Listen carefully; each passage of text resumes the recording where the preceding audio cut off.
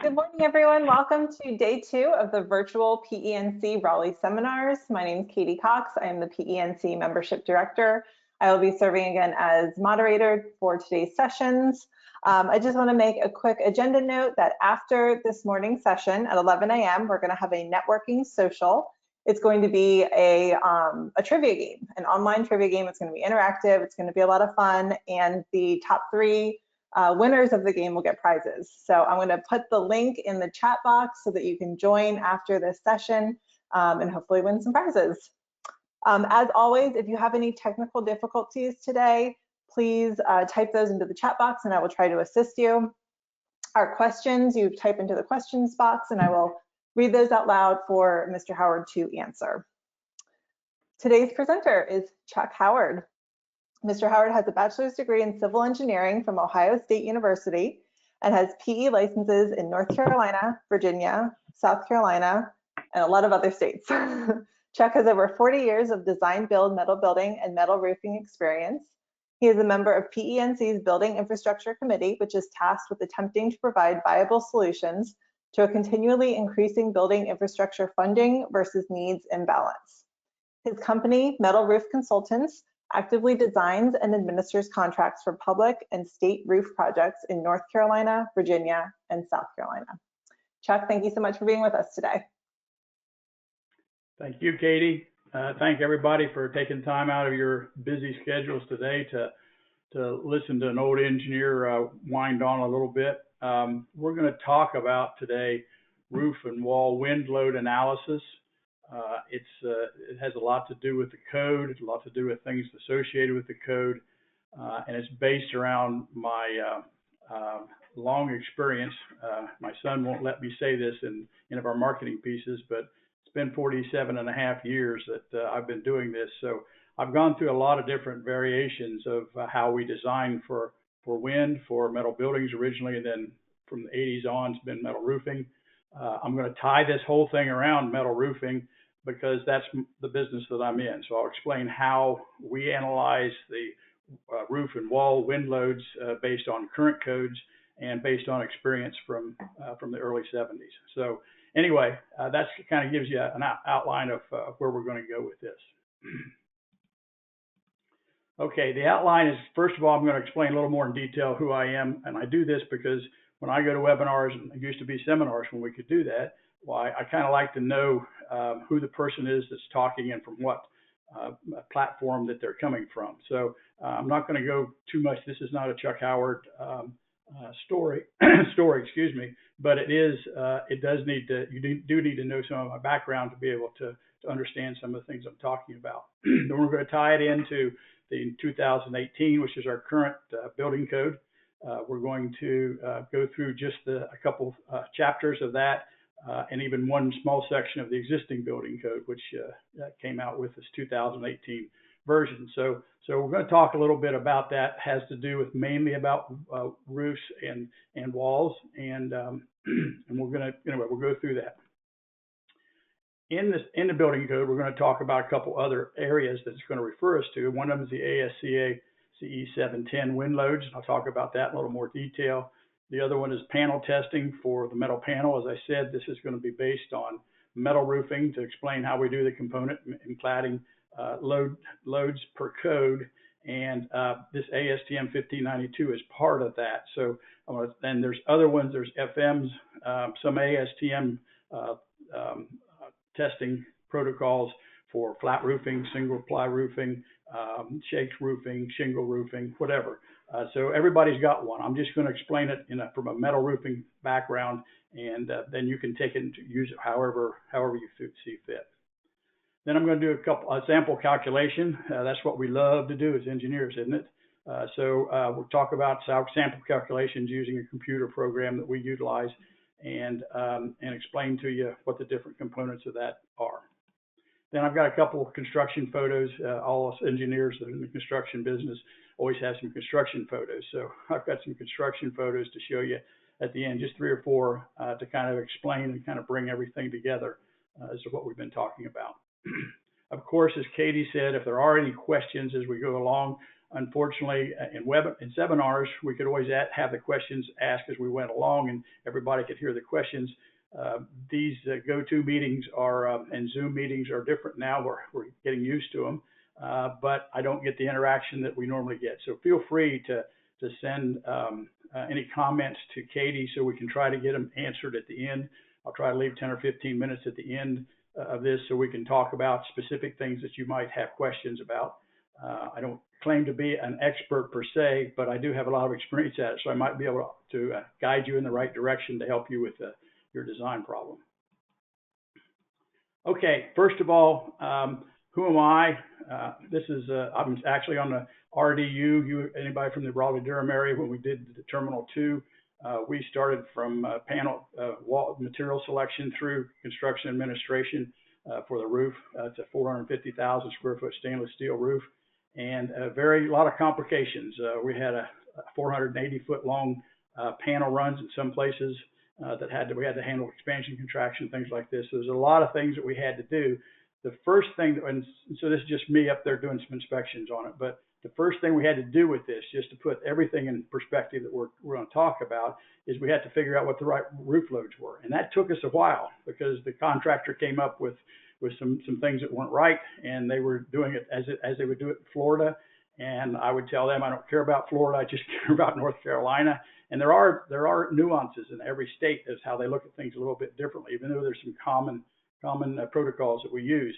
So it took a while to get that done, but anyway, we got through it, and we ended up with a real nice roof out there. So that kind of gives you an idea what I've done. I'm a licensed professional engineer, as Katie said.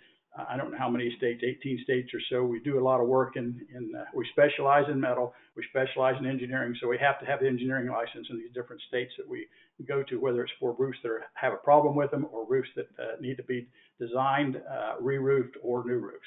So anyway, we had to get these licenses. It's a pain to keep them all up and everything, but it is our business. So I've been in the business since the 70s.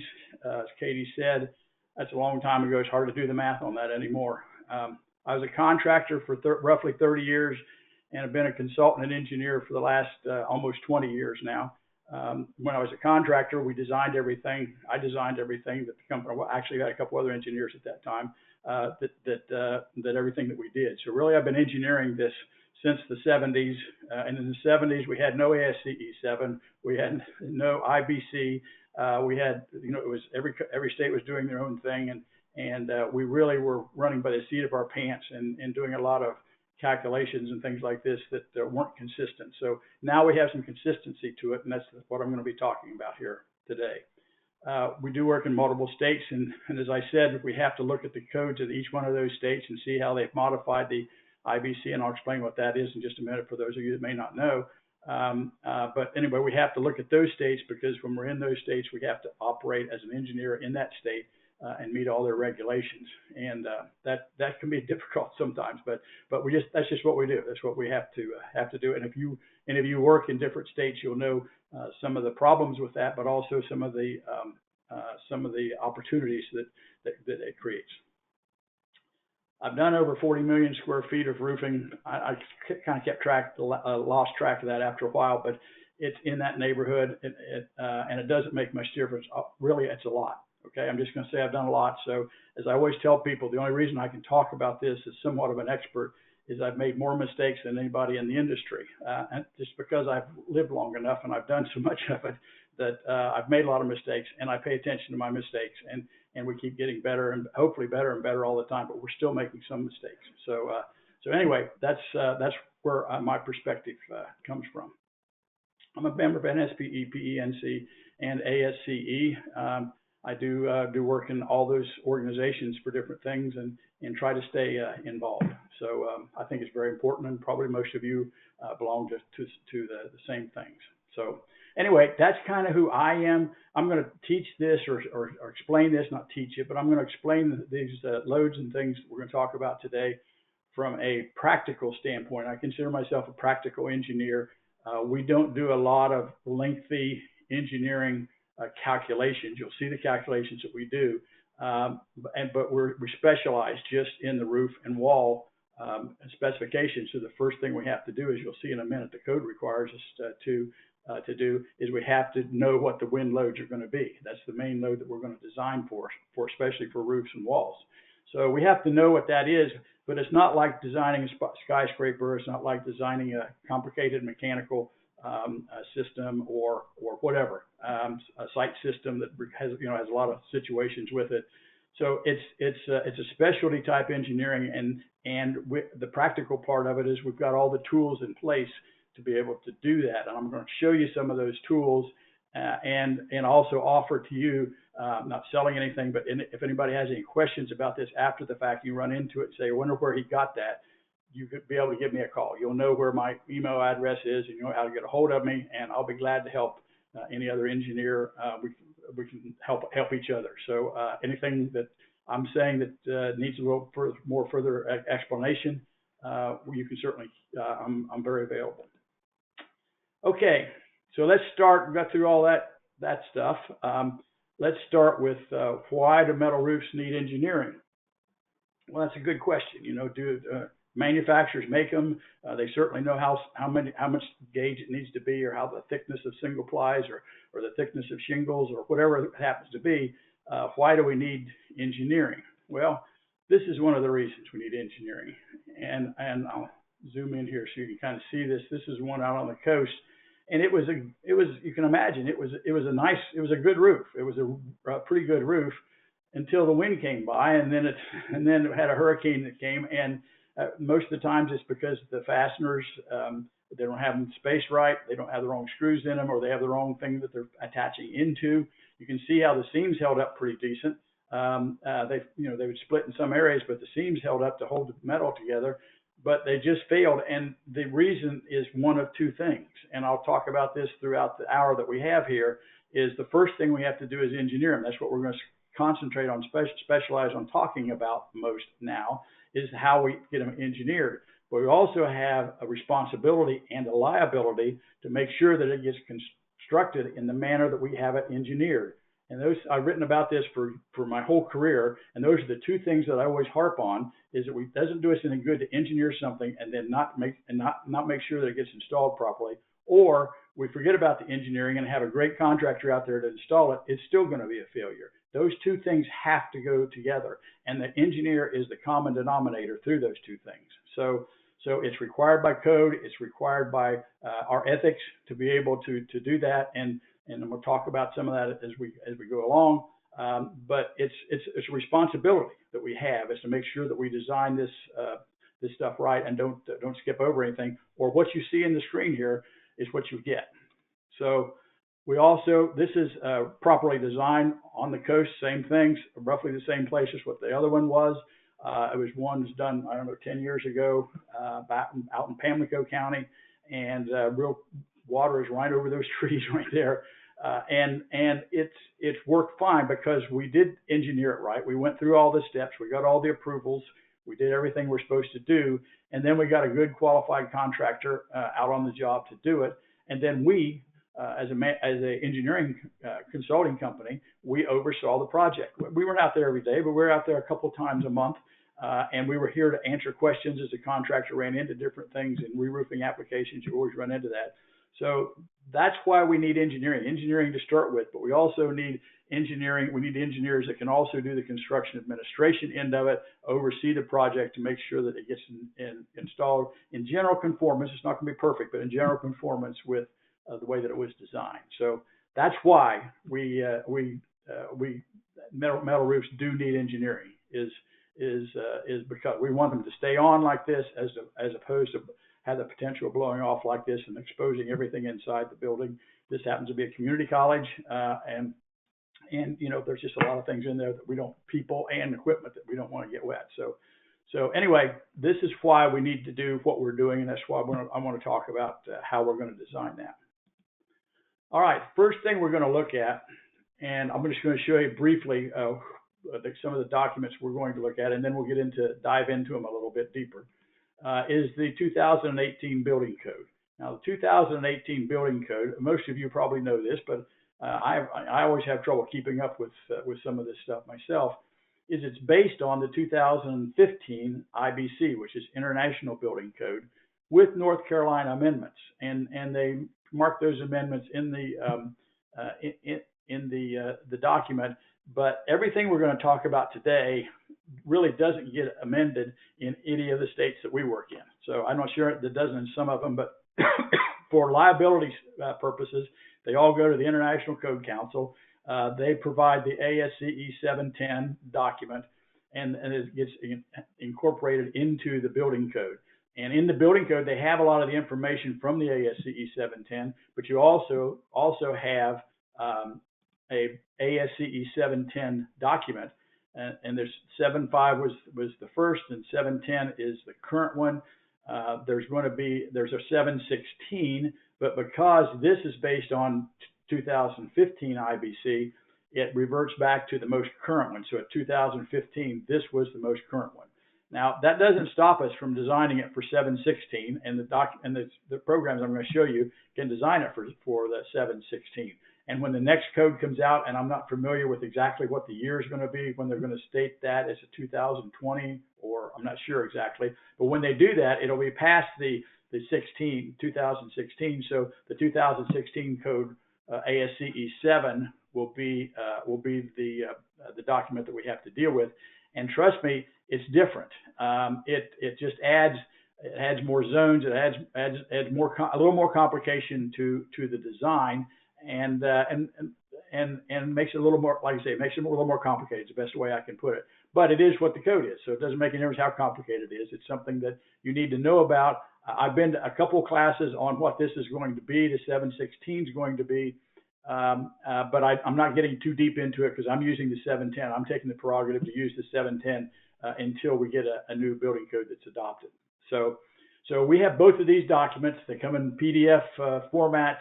You can look through them, as most of you should know, and you can look through them, and you'll see I've cut and pasted out of those documents for this presentation, so you really see exactly what it's going to look like. So anyway, those are the two main documents that we're going to use. If we talk about the North Carolina Building Code, the first section that we're going to go to is chapter 15. And that is for roof assemblies.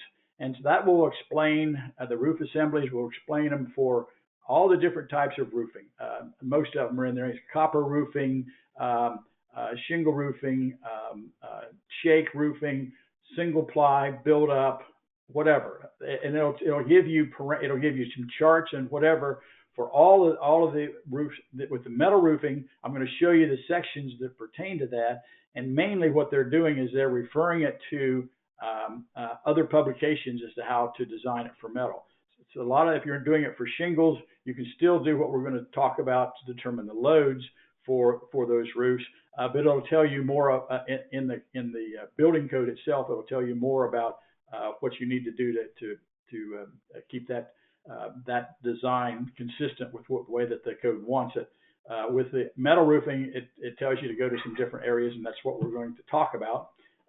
So anyway, the wind resistant 1504 is a performance requirement. And then it goes through wind resistance for roofs, and then it talks about 1504.2, 0.3, and 0.4, plus Chapter 16, which we're going to talk about next, which is the structural design section.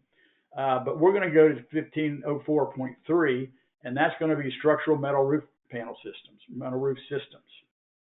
And this tells us everything we need to know as to how to design a metal roof.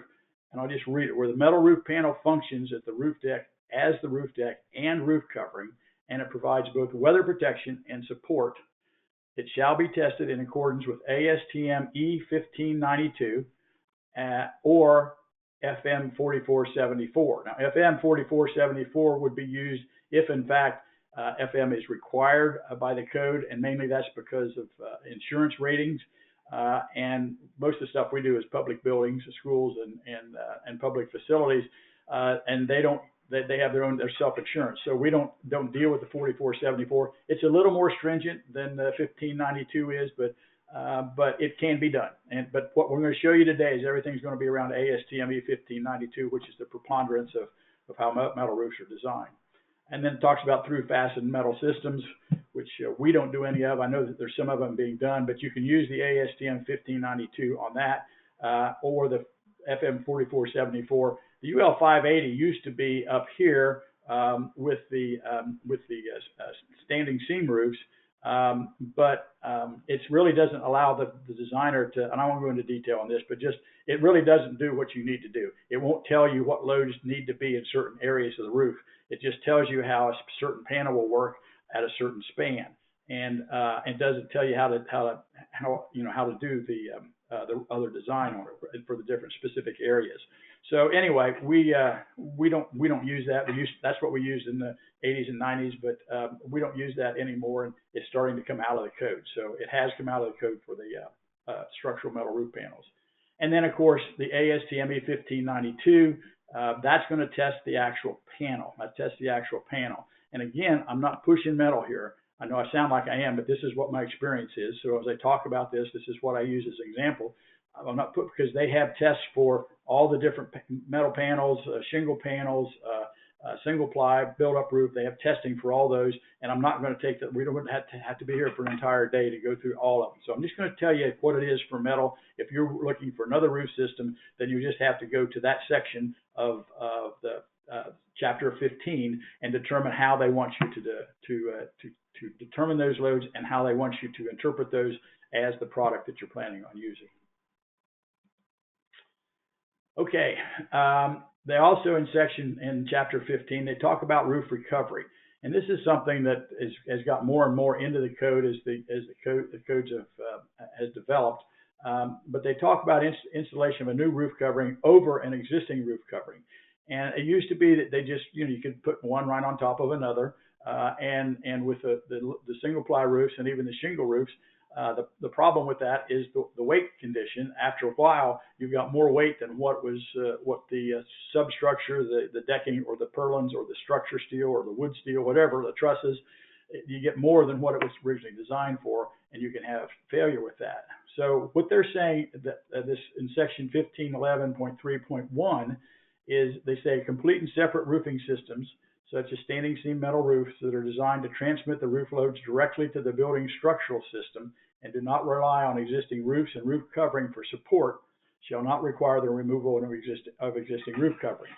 So what they're saying, and the pictures I'm going to show you at the end are examples of a large school we did in Johnson County a couple years ago, and it just shows, it has some pictures that will show you that what we have to do is we have to find the existing structure and make sure that we load that structure and consistent with the way that it was originally designed. So we have to look at the structure and see what's there, and see what kind of spans we've got, what sizes we have, and make sure that we can put a uniform load into most of the cases. That's what they're asking for, is a uniform load into the existing structure. And if you do that, then it doesn't make any difference what kind of roofs you've got. Now, they may be wet, and some of you may specialize in roofing or are always worried about that, and I am too. But what will happen is that it will dry out if you do move the air through there, and that's what we always do.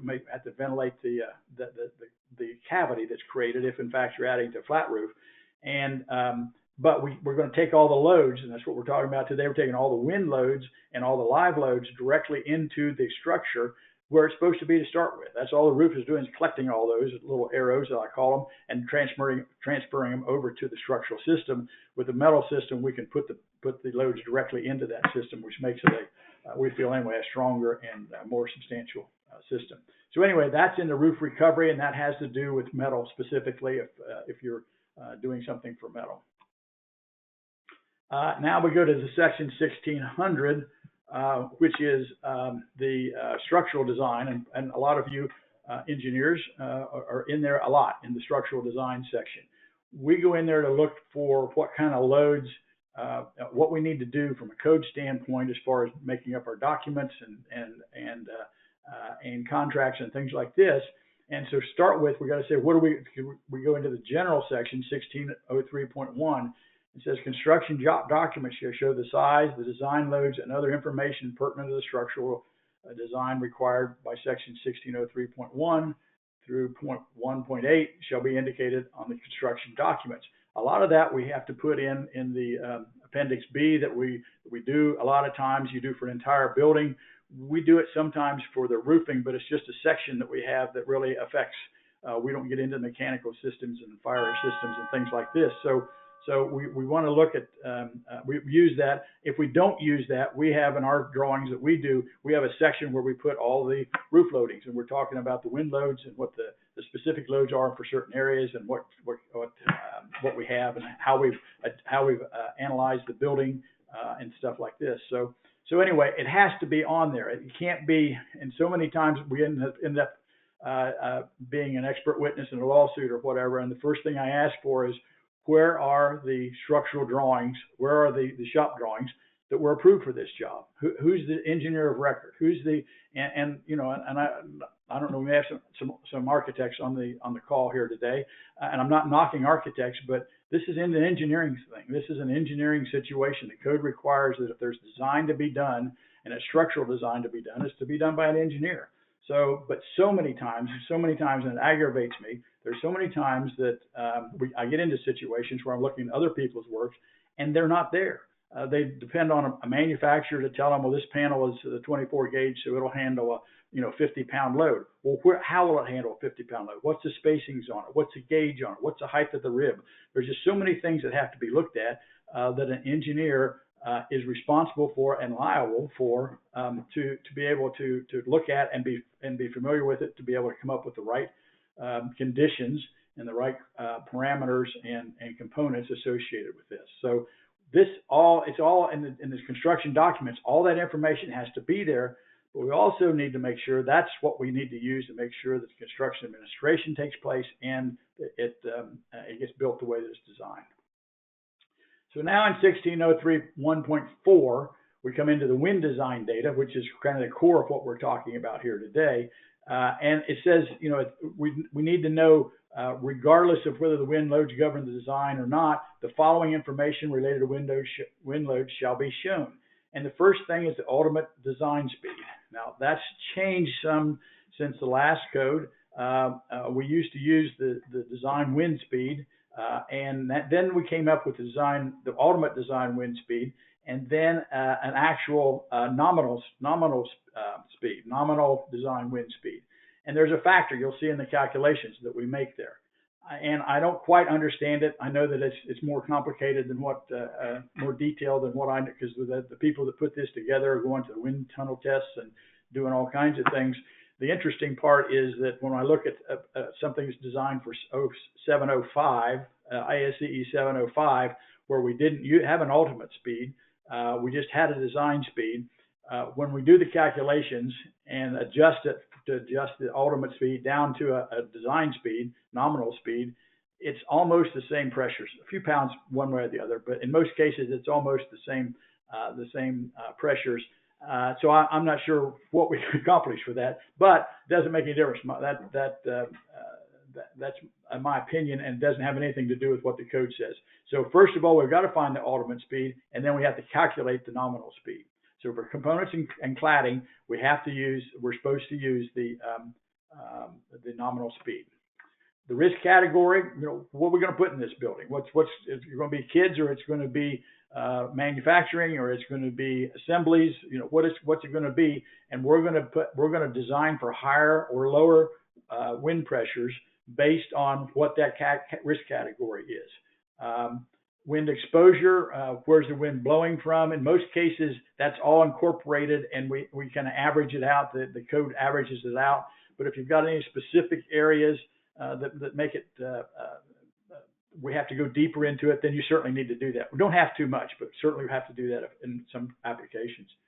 Internal pressure, we calculate that. You'll see that in the calculations we're going to do.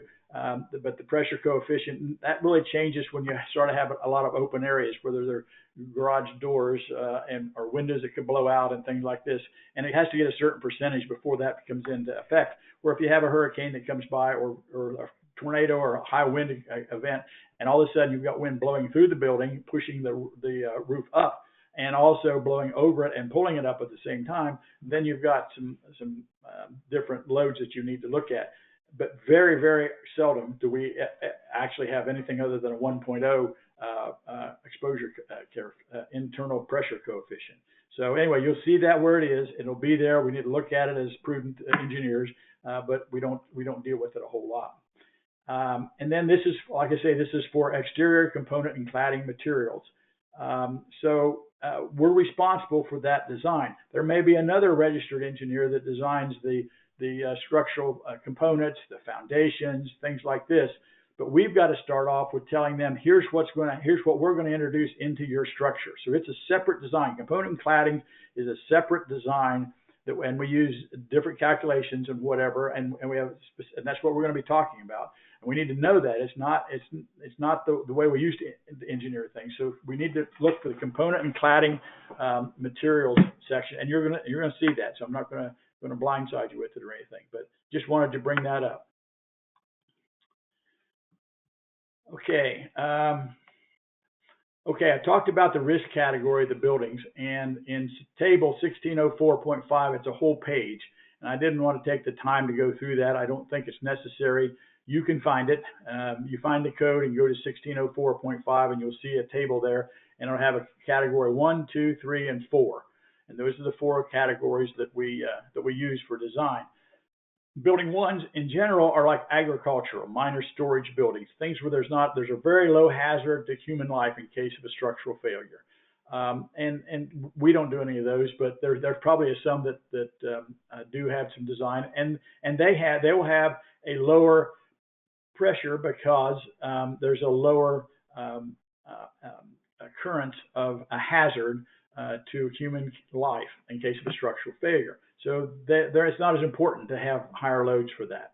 I'm going to skip category 2 right now. Category 3, this is all buildings and other structures that represent a substantial hazard to human life because of a structural failure.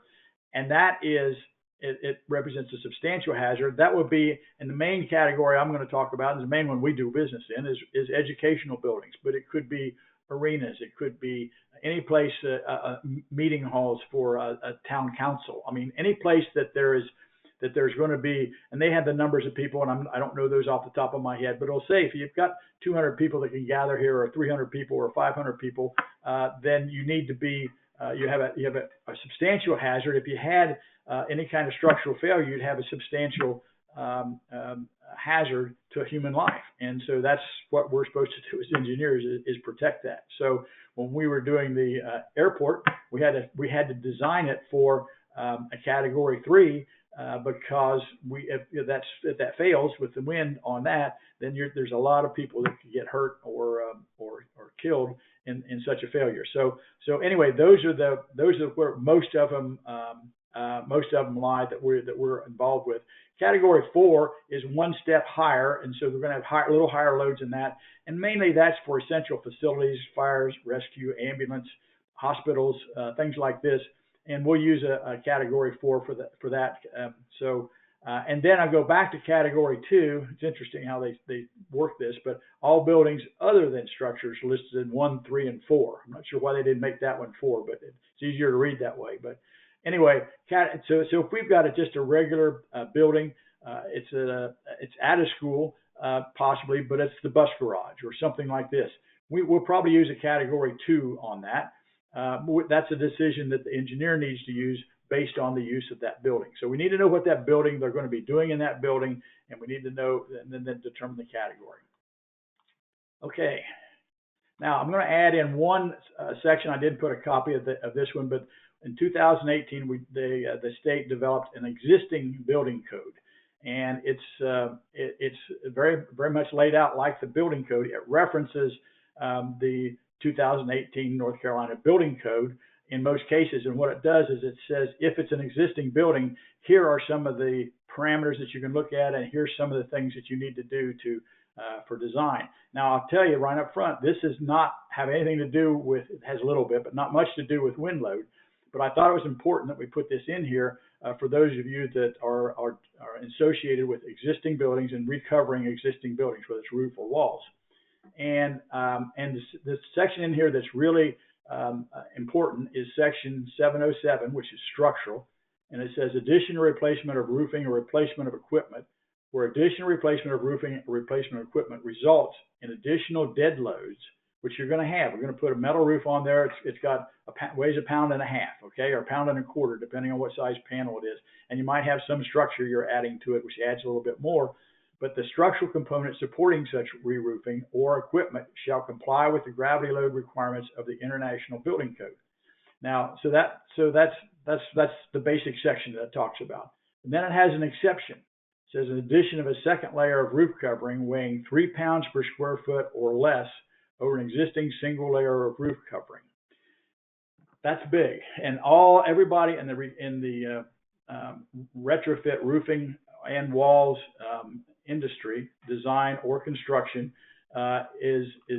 knows this, and it allows us to add 3 pounds per square foot without having to go in and doing extensive design calculations for the existing building. The existing building's been there, was built maybe in the 50s or 60s or 70s or whatever, and it's withstood the test of time. And the way I look at this is that what we do in our firm is we go in and we look at the existing structure. We'll check the sizes and the spacings and everything, but we'll look mainly to see, is it okay? Does it have any signs of stress? Does it have any excessive deflections or whatever? And then we'll beef those up if we need to. Now, there's not a lot of those that happen, but we have the obligation to go in, and we can't see everything on existing because there's a lot of stuff that's hidden by hard ceilings and things like this. You do the best you can to get a feel for what that building is. Hopefully you've got some drawings and you can look at those also. So you got to look to make sure that the existing structure is consistent and it has been operating the way that it needs to in that specific area. And then what the code is saying, then you can put another 3 pounds per square foot. If it's uniformly loaded over the roof, or like we go back to section 15, if it's a standing seam roof, you can add existing structure or new structure that's going to tie into the existing structure and load that existing structure. But you can add a total of 3 pounds per square foot. All the metal roofing, retrofit roofing that we do, it always comes in less. We do the calculations, but it's less than 3 pounds per square foot. So it's not, we're not adding hot rolled beams. We're using light gauge structure. We're using 16 gauge structure, basically stud materials, heavy gauge stud materials, and bracing it and whatever. I'll show you a couple pictures of that. But we have to look at that. We figure out what the weight is on that. We figure out how that's distributed over the roof. But you can do that based on the existing building code. Before, it was just in the building code, and it's really difficult to set. People would ask, well, how do you know we can put this recovery roof on that? And now, for whether it's flat roofs, metal roofs, whatever it happens to be, we have 3 pounds per square foot that we can work with. We still need to look at that structure. I'm not getting away from looking at the structure, but we don't have to look at it and try to recalculate something that was calculated 40 years ago. So anyway, that's the only thing I'm going to say about the existing building code. All right. Now the wind pressures we're going to look at get from 710, ASCE 710, and we're going to use ASTM 1592 for the panel resistance to design loads. Now the general parameters for wind design for ASCE 710, and I'm just listing a few of them here. And again, you get into the ASCE 710, it'll tell you more about that, and we'll talk about this in the calculations here in just a minute. You want ultimate and nominal wind pressures we've talked about, specific code used, building occupancy, a risk category, if there's any special wind exposures, surface roughness, are we sitting right on a cliff, which is very seldom you're going to have that with buildings, but right on a cliff and you have a large escarpment on the front of the cliff to be able to bring the wind up faster and be exposed to the building. And then, of course, building dimensions, length, width, height. We need to know all these things. We need to know all these things to be able to do the design. This is some excerpts from MBCEA, Metal Buildings Contractors and Erectors Association, that they've had me do 4 chapters of a new training film or training video that they're putting together for retrofit roofing, retrofit metal roofing. And so these are effective to what we're talking about right now. It is a structural system, therefore it does need an engineer. The panels themselves are certainly required to protect interior protection from water and whatever, but also it has to handle the existing loads. We must be considered specifying a metal roof is to make sure the system selected can resist all of nature's forces, while at the same time providing weather protection to the interior. So now I'm going to talk about 2 specific design publications that we need to look at. ASCE 710 it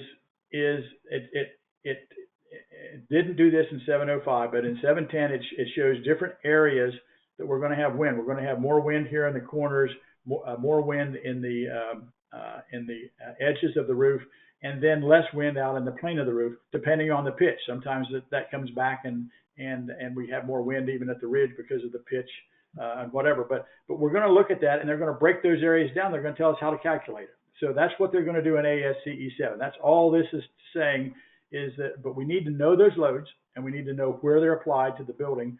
So then we can design our roof system to be able to take those loads and transfer it into the new or the existing structure, whatever we're working with.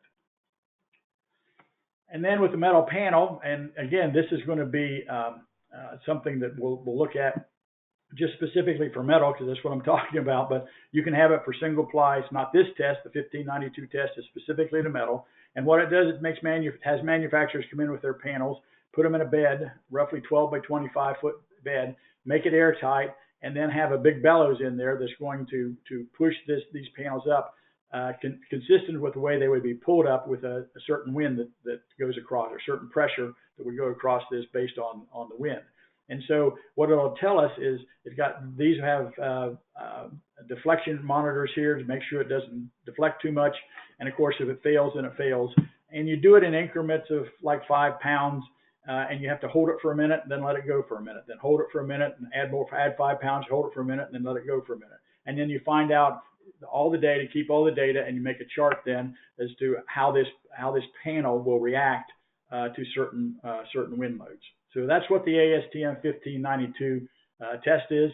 And this just says, I wish you'll have copies of this. You can get this. You can read all the data. I want to get into calculations now, but this will tell you that the ASTM 1592 will tell you the design, what the design pressure it can handle, and the ASCE 710 will tell you the design loads that you have to design for.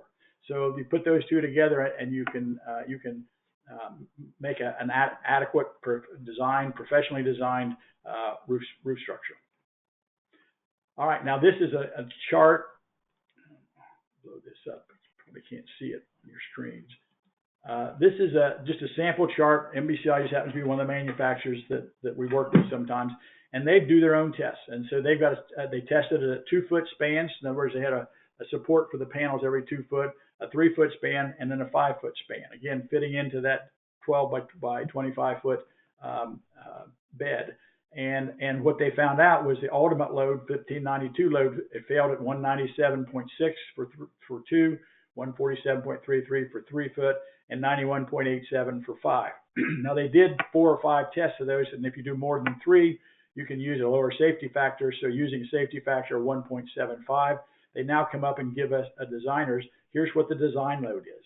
Now this is critical that they have this chart, and it is real. I usually ask for the backup of all the testing just to make sure they didn't do just one test or whatever. And people will try to jump on everybody else's back, say my panel is just like theirs. Theirs handles it. I'm sure ours will handle it too. That's not defensible in court. Trust me, I've been there before, defending it for others, not for myself. But it's not defensible if in fact these numbers are wrong. We have to make sure that these numbers are right before we design them. So you need to look at that when you're going to get manufacturers and not just list everybody that's got a shiny panel in the metal roofing business. You got to make sure that they do have these, and all the major manufacturers have these, and even the minor ones are getting these now because they need them. It's not just doing a house roof or an architectural roof or something like this. So anyway, this is just a chart. You can get them from any manufacturer and if you can't get them, then you shouldn't put them in the specifications. All right, sample calculations. I'm going to talk to you about what we use, and most roofing engineers that I know of use this.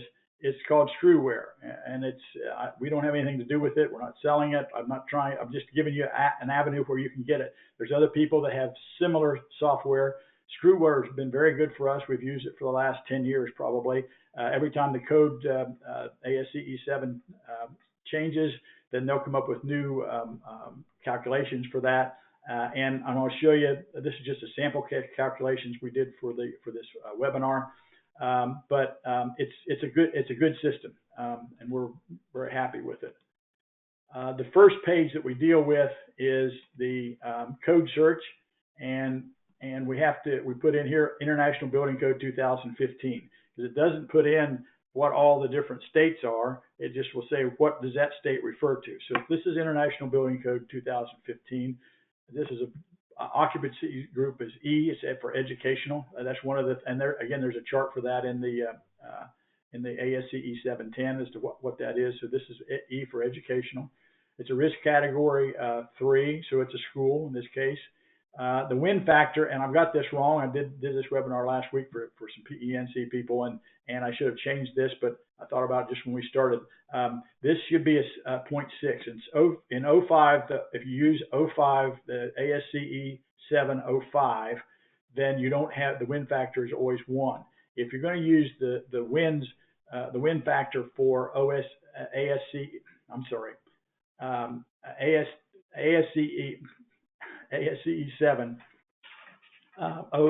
710, sorry, I got all stumbled up there. But if you're going to use that one, then you use a factor of 0.6. Now, it's not 6/10 of the wind load, it's 6/10 of the factor for the V in the calculations for turning velocity into pressure. I'm not going to go through the whole formula, but that's what it does. And this one actually, we use this. I didn't get this changed. So anyway, I don't want to confuse you with that. Snow factor, seismic factor, those always stay the same. The building geometry, it's a 1/2 and 12 roof. It's 177, 62 foot wide. This determines the edge conditions on the roof and the mean roof height. So we got to get all that in there. Let's see. There we go. We'll go to the next sheet. And this one will put in the, here's the ultimate wind speed for this particular location was 120 mile an hour wind. After we do the calculations, it's 93 miles an hour. Our risk category is 3, exposure B, which means it's in an urban area. Again, that's listed in the ASCE 7. I haven't talked about that, but it's just ask, where is it? Is it on the water? Is it in open grounds around? Is it in the downtown area? Is it in an urban area? You know, where it is. And so there's 4 different categories for that. So anyway, so we know what that is. It is an enclosed building, so therefore we don't use any coefficient for having a non-enclosed building. And then here we look at the if there's an escarpment. I've done several of these calculations, even up in the mountains and around Boone. I've done some calculations, and very seldom do I have a building sitting right on the edge of the roof. I've only had 1 or 2 times when I actually had to calculate this. So I'm not going to tell you how to do that, because I would have to go through and research exactly what the V sub Z's and the X upwind and the X downwind and whatever. I have to figure out how to put those in there. So I don't know how that actually is done. I can't teach that now, and I don't think you'll run into it much. If you do, then you can certainly learn how to do it with this software, or just by going through ASCE 710. They'll tell you exactly how to do it. And then we end up with a component and cladding, wind loads, component and cladding. And as I said, it's nominal wind pressures. We always want to put that in there. Sometimes I'll put what the ultimate was 120, the nominal was 93 pounds per square foot. It tells you what your base pressure is, and then it gives you all the calculations, the results of the calculations for what ASCE 710 that you have to do to this to come up with the actual wind pressures. And then for a roofing system where we have fasteners close together and whatever, the smallest we can use is 10 square feet. So in that area, the wind load on this job is going to be 22.1 in zone 1, 37 in zone 2, and 55.7 in zone 3. Now I'm going to show you that in just a minute. The next slide is exactly what those zones are. But this gives us all this we've done is come up with these 3 values. Actually, the 4th value is A. Remember, the width was 62 feet, and it's usually, in some cases it's different, but usually it's 10% of the least width.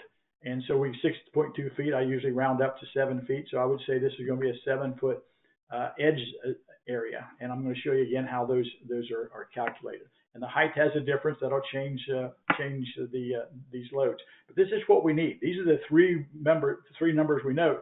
Now I've left 4 walls out, but I can tell you this will also do the same thing for the zones, and you'll see the zones on the next sheet.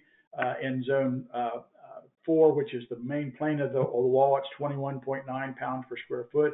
And in zone 5, which is the corner, basically the corners, is 26.9 pounds per square foot. So those are the three loads for the roof, 2 loads for the walls that give us everything we need to do the calculations for wind uplift. Okay, now last sheet I've got on this, and we'll see a couple pictures and we'll be done. This sheet shows you the component and cladding wind pressure zones. And in this particular case, we had a 1/2 and 12 roof pitch. So this is it was a gabled roof. So this is the diagram that would explain that. Here's A, so that's, I would say 7 feet in both directions. That gives us our edge zones. And then where the edge zones run together on the corners, then that will also give us a zone 3. So those are the 3 zones that we use. In the corners, we have wind coming in from this side and from this side, and coming up the wall. If you look here, we're going to be coming up the wall, and this is where they always start to fail, is in this corner. On higher pitch, you'll see they also will start failing up here, because there's a zone 2 that if it's more than 2 and 12, then there's a zone 2 that comes in here. Actually, that is this drawing right here. If it's greater than 2 and 12, then we have another zone 2 and also 4 more zone 3s for a regular gabled building. So this is very simple.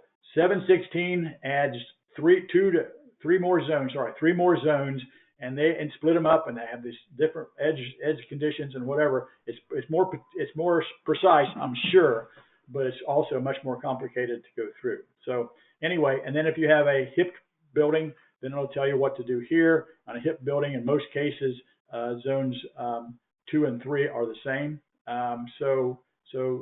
But anyway, you'll see that when you do the calculations. But this tells you how those loads get distributed on an existing roof, and so now you've got something to design your roof with. All right, let me go quickly. We have a few minutes left here.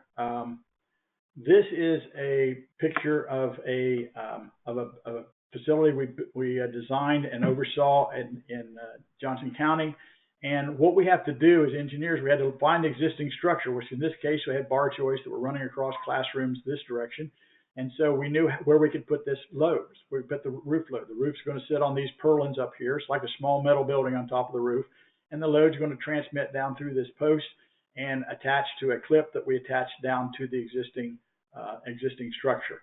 And you can see they're roughly 4 to 5 foot on center this way, and 6 to 7, maybe 8 foot on center the other direction. And those are the grids that we use, and we'll change sizes depending on different load conditions and whatever.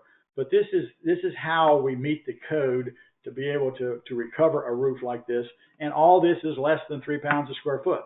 So we're meeting the existing building code, and also then we're looking at the loads, the wind loads. Now you can see in the background some of the roof that's been finished on this job, and that roof panel is going to go here along this plane. We're creating a new plane. It's a 3 and 12 pitch in this particular case, and then we have to make sure it doesn't rock this way or rock along the purlins. And so we've got cross bracing on that, and we've got overbanding bracing, we call it, on these, and kickers where we start and where we stop. You see all the bigger cross bracing and kickers at the ridge to be able to stabilize this structure so it's independent of the existing structure, and it's going to collect the loads from the loads are going to be collected from the panel, transmitted into these purlins, and travel along these purlins, and then drop down the columns. And as it wants to pull off, we're going to have about a little less than 3 pounds trying to hold it down because we've added that much to it. But then we're also, if we've got 54 pounds on this one, we have to resist. Then we have to make sure that these spacings are such that the panel can handle that and can transmit the loads to these members. So that's, and then last picture, this is just an aerial shot. It's 173,000 square feet, an aerial shot of when we got it done. And we got it designed properly, and we oversaw the entire project, and it works out real well for them. So anyway, that said, 4 minutes before Katie's going to shut me off, I'm finished. I want to thank everybody for attending the webinar. I know sometimes this can get dry. It's not to me. I'm very passionate about this, so I apologize if I went into too much detail. My son, who's my marketing manager, tells me sometimes I do that, but this is important to me, and this is something that I think that is important to you that want to work with wind loads for roofs and walls in North Carolina. So anyway, I thank you very much. I wish I could look you in the eye, but I can't. Thank you very much, and you know how to get a hold of me if you need anything. Katie, back to you. Thank you so much, Chuck. We've got a couple of questions. The first, with existing buildings, do you have to first confirm that there hasn't already been a second roof installed? That's a great question. The old code, the old IBC code said you didn't have to, when they talked about how you're going to load the existing framing, you didn't have to have that. In this one, there's one section that says on over any roof that's, so that's, we're taking that to mean as many roofs as you want. But there's another section that says a single layer of roof. So I never put it on more than 2 roofs. And I'd look to see what that is. A lot of times it's a build-up roof and a foam roof on top of it, which adds very little weight to it. Or it's a build-up roof and then it's like a ballasted single ply on top of it, which is 10 pounds a square foot, and we take all the loose gravel off. You have to do that. So we try to get that down to where we have a reasonable amount of the load has been reduced before we put that. But again, we're loading into the existing structure. We actually strengthen that structure because we're bracing the new structure on top of it. So it's an engineer's decision that we make on that. We've done a lot of them, and we're very comfortable with them. We don't go if it's more than 2 or 3, or if we've got some real heavy stuff up there, we see any deflection or whatever, then we will take off and put another single ply roof on, then put the metal roof on top. It just adds a lot of cost to it. So we very seldom do it, but it is something that has to be looked at. Okay, and one more question. Do you see most manufacturers providing capability to meet the maximum of the 3 roof zones for the entire roof structure for manufacturing simplicity? Is there a typical factor of safety that manufacturers supply in addition to engineers' calculations? The engineered calculations are from the ASTM 1592, and that uses a safety factor of 2. And then if they do more than, as I say, 3 tests or more, then they allow them to go down to 1.75. So that's the safety factor they use. We used to calculate the section modulus and whatever of the panels and try to do the moment diagrams and whatever of that panel. But we found out that the wind blows in so many different ways and whatever. It was a very stagnant way to design it. So that's why they came up with the wind tunnel. We call them wind tunnel tests to start with. A Corps of Engineers came up with them, and we have all these tests, and they incorporate all the factors that they have and say, this is how we want to do the ASTM 1592 to come up with these pressures. If you can resist these pressures, then it's going to be okay. It'll meet code, and it's got a safety factor in there. The ultimate is 100 pounds that'll handle before that section fails. Then we're only going to use roughly 50 pounds of that to design for. So that's where we don't actually design the metal anymore. What they do is they test it. It's a tested design as opposed to a calculated design for the metal panels themselves. Hopefully that explains that. All right, Chuck, thank you so much for your time today. We really appreciate it. Everyone on the call, please join us for a fun trivia game, a little networking social. The link is in the chat box, and I hope to see you all there. Our next session is at noon, and it's the NC.Drone program. See you all soon. Thank you, Chuck. Thank you.